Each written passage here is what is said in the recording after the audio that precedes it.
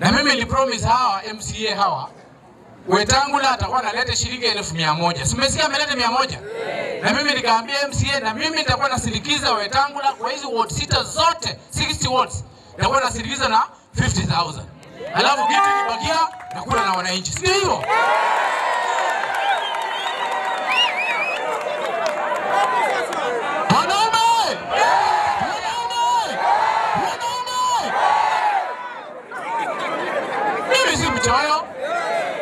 Uliona wengine jana wameita wananchi kutoka Lugari, Likuyani, hapa Malava, mpaka Kakamega wanakuja rally hapa.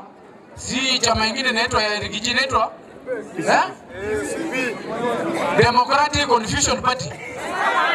Wanaita watu Malava hapa kwa Democratic Confusion Party. Hata kupatia tu mwananchi 50 tu ya transport kurudi nyumbani, hapana. Wanaongea na watu kwa magari juu alafu wanaenda. Hiyo ni ukumbafu. Wachaneni mpotee. Hii Western West Kenya hapa. Wanachezea watu. Potea. Hiyo chama irudi kwa mlima huko. Western DCP haitaingia. Sisi tuko. Hata mimi deputy party leader wa DAP. Sisi tuko na tutakanyagia hapa chini kabisa. Na tutatembea na wamama, tutatembea na wazee. Hata watu wako confused.